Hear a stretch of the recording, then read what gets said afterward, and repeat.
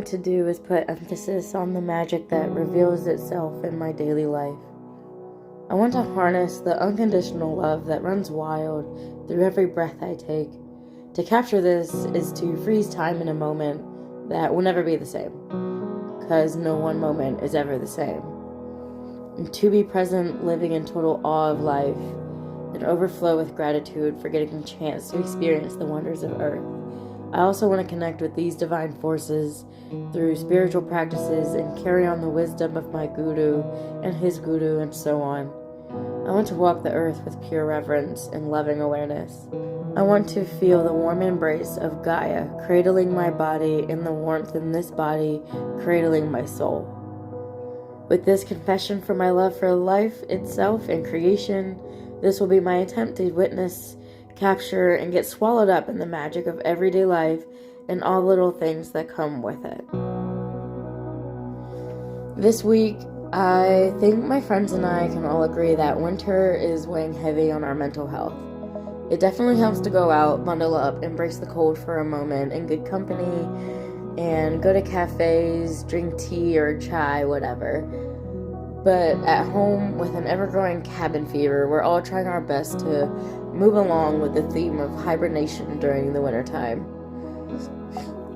Resistance to the season is ever-growing, and something that came up for me recently was a sutra out of the Yoga Sutras of Patanjali, book, or Pada 2 Sutra 33. When disturbed by negative thoughts, opposite positive ones should be thought of. This is Pratipaksha Bhavana. Such a simple yet powerful practice of reconditioning our mind to embrace the present moment, move from a place of non-judgment, and even find appreciation in anything. So I'm trying to shift my mindset around winter. Winter really is the season to rebuild the foundations for your dreams, to properly unfold like the petals of a daffodil that rises in the spring. I'm taking the theme of hibernation, I'm running with it. I'm taking the time to really recognize all the ways that I can deepen my sadhana, carve out more time of the day to fuel my mind with, beautiful knowledge from the books that I read, and show my gratitude for Earth by using herbs as medicine.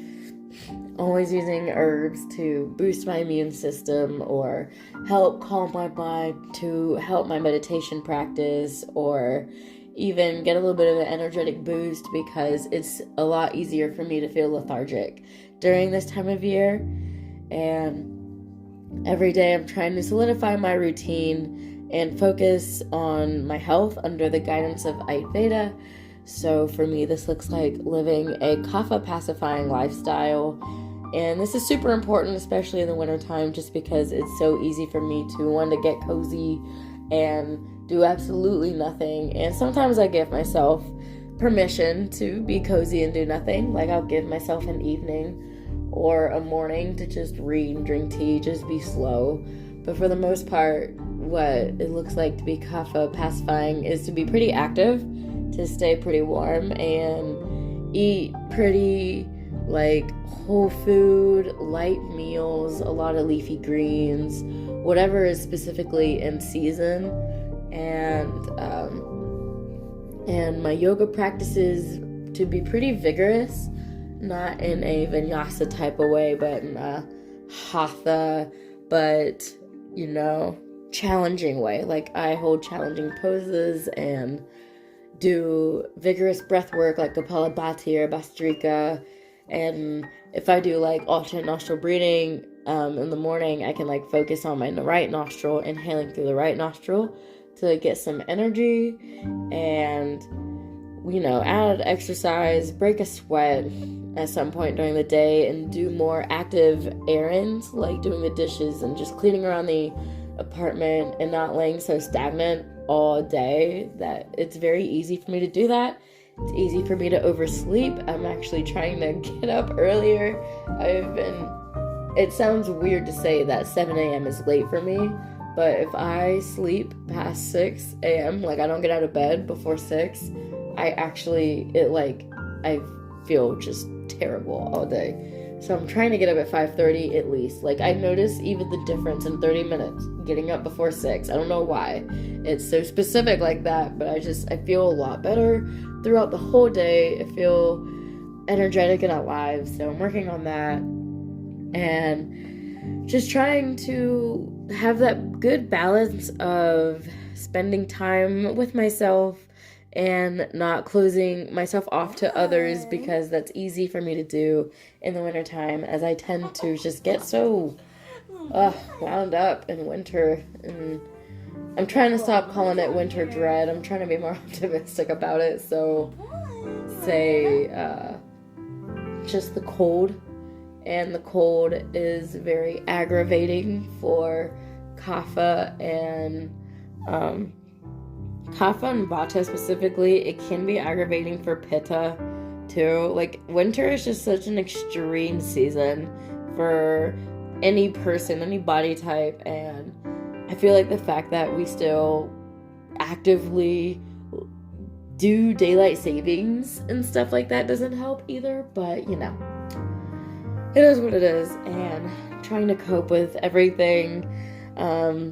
You know, I am sitting a lot with my shadows and unprocessed whatevers, and, you know, feeling those out, because I just, you know, I feel like spring really is like the new year. I got excited, you know, every year I'm like, new year, new me type deal, but then when I've seen posts and people talk about how ancient civilization used to celebrate spring as the new year, and that makes way more sense, seeing as spring is the rebirth of nature. So yeah, and every year I feel like I come alive in the springtime. I am like a brand new person.